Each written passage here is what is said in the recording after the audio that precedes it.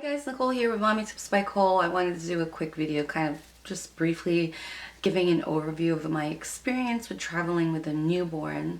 So if you follow my channel, you would have known that I had my fourth child recently. She just turned 2 months actually. But when we went on a plane, she was still 6 weeks old going on 7 weeks. So technically she's still a newborn, and I have never flown with any of my kids that young before. The youngest was when my second was 3 months old. I think my first flew at 6 months, my second flew at 3 months, and my son, he might have been a year when we flew with him, although I can't even really recall. But this is the youngest that any of my kids have ever flown, and I had some apprehensions about doing it. I actually even asked my pediatrician if she thought it would be okay. While she did say she generally would recommend the baby be at least 3 months, but if we had to, then she should be fine. Well, we had to because we wanted to visit my mother-in-law, who is, still battling cancer, and we really wanted to take the baby to meet her because she hasn't been feeling so good, and of course for the kids to see her because it's been a year since they've seen their grandparents on the West Coast. So we live in New Jersey, they live in Las Vegas, so it was roughly a 5.5-hour flight going there, and I think like 5 hours going there and like 4+ coming back. And we did take a non-stop, and overall it went really well. I am nursing, so the flight going there, she was awake on more occasions because we took a flight that was early in the morning, so she was awake more times versus the red eye coming back. So I'll talk about that in a minute. So going there, I feel like the best thing to do as far as when you travel, I chose to use my carry-on for all of her stuff. So I had my extra diapers and the wipes that I was going to use on the stay.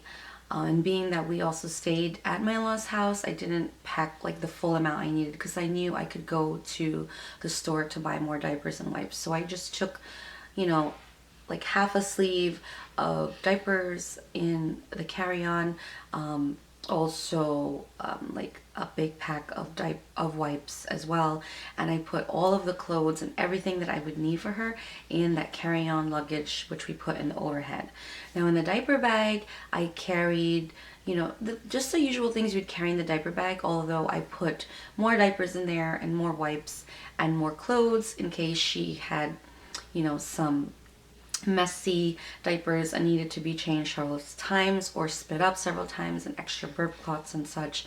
And I also carried 2 blankets, so one with her and one in the bag, because those spit ups can happen on the blanket as well. So you just want to have all that stuff at your disposal right underneath your seat. Now I'm jumping far ahead, but as far as going through security is the most challenging, and also because we have 4 kids, challenge is going through it and kind of working it out so that your partner or one of you is able to fold the stroller. So we chose to push the stroller and the carrier to the gate, and you do have that option. There's no extra cost versus checking that in. I just don't trust that. So all the time in the past when we traveled with our kids and they were still babies, we always push the carrier, which serves as a car seat if you do rent a car, with the stroller to the gate. And what they do is they fold it and they put it on the bottom, and then by the time you get out of the plane, I'm kind of going all over the place here, by the time you get out of the plane, the stroller and the carrier is there. So I do not check that in. But what does help when going through security is having either a wrap or some carrier of some sort. I have the Ergo, and I put her in that so that I can already have her out of the stroller, so my husband can quickly fold that up and put the carrier on the belt to go through what do you call that, so that they can go through the x-ray with all the baggages, and the kids go through first, then I go through and I stay with them, and they all help take the bags down from the conveyor belt, and then my husband comes through after and opens up the stroller and all of that. And that is the most challenging part, is going through security, because you want to make sure you have everything, and on top of that, having to take off our shoes and jackets for the adults, because kids under 12 can go through with their shoes. And then also, because I'm holding her, covering my front, they have to swab my hands to check. I'm not sure exactly what they check for, but they do it, and they check because my front of my body is covered. So that's what they told me. And then the challenge after getting through that is, you know, putting all the shoes on, and, you know, making sure you have all the bags and making sure all the kids are in one place. It's just chaotic, but we kind of developed a system for it. Now it's a little different because we have a fourth child, and then she is a baby. So having the carrier helps so much, because my hands were free and the baby was already out, so it made it easier for him to fold. So, you know, that's my little tip on the packing. You know, the reason why I wanted to have all of her stuff in the carry-on, because you never know what can happen. While we've never ever been stranded in an airport, that's like the worst thing I could ever think of happening, is if something was to happen and we got stuck at the airport and all of our stuff was in the plane or checked in. So I like the idea of having that security, of having all the things I need for her in her carry-on. That way it's there in case something happened, in case I needed more diapers and such. And then of course I have all the things that I need on hand in the diaper bag. So those are like the main things that I think were important when I traveled with her on the plane, or getting to the plane. So now, once we got on a plane, I still had her in the carrier. That helped tons, because he was able to fold it down again easily for them to take to the bottom of the plane. As far as seating, I definitely would recommend sitting towards the back of the plane. Most times they will let you go in first when you have small children, so that you can get in first and get situated and not be chaotic, and, you know, you have kind of first pick of where you're going to put your stuff into overhead, and that helps tremendously. The reason why I suggest to sit towards the back of the plane is because it's closer to the bathroom for when you need to change the baby, and if you need an extra hand, which I ended up needing an extra hand like really quickly from my husband to hand me something when I was, because you don't have that much space when you're changing in the back in the, that's the baby sleeping. You don't have a lot of space in the bathroom to even go for yourself. So when you pull down the changing station, you don't have that much space either. So it definitely helped to be towards the back of the plane, because my husband was able to get up really quickly to help me if I needed it, and not be too far away from the other kids. So definitely would recommend that. And another reason why I suggest to stay in the back of the plane too, is because getting out of the plane, it's crazy, because everybody wants to get out first.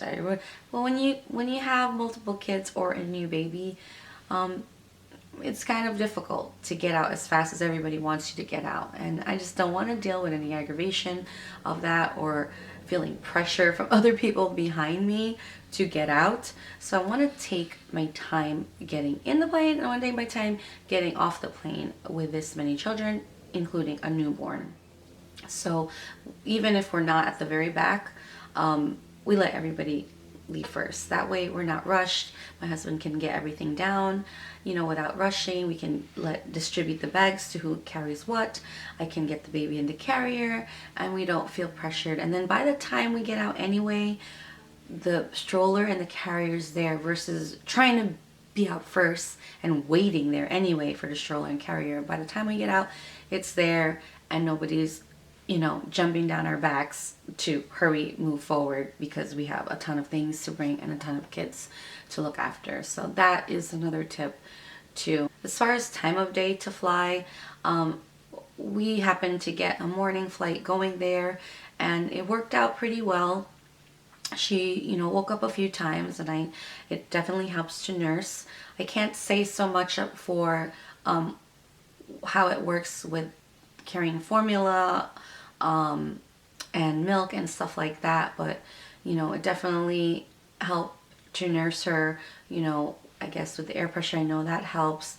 The baby, she didn't have any like major issues with it that I could tell. And then she had 2 diaper changes going there on that 5-hour flight, because she slept most of the time. I mean, that's what new babies do. So she slept most of the time, and I held her most of the time. And then when I needed a break or needed to go to the restroom, then my husband would hold her. So it definitely helps to have your spouse or somebody with you on the flight if you need to take turns, because we chose to lap her rather than buy a seat for the carrier. Also, going home, we actually took a red eye going home, which I feel like is your best option, especially when traveling with, regardless if it's a newborn or just kids in general, because they sleep the whole time. So all my kids slept the whole time going home on that 4+ hour flight, and the baby did as well. And I actually didn't even have to change her during the flight. I just changed her before we got on the flight, and then after we got off the plane. So I think the red eye is your best option if that can work out for you, or at least to do it one of the 2 ways. So those are my tips from my experience. My first experience with flying with a newborn, first and last experience with flying with a newborn. I thought it'd be important to kind of share my overall experience and the things that helped me in the event that you need to fly. If we didn't have to, I would have just waited until she was 3+ months. But it worked out, luckily. You know, it wasn't as bad as I thought it would be. So I hope you guys enjoyed this video and found it helpful. I'm sure these tips would apply not only to a newborn, but to any baby or small children. So see you guys in my next one. Bye.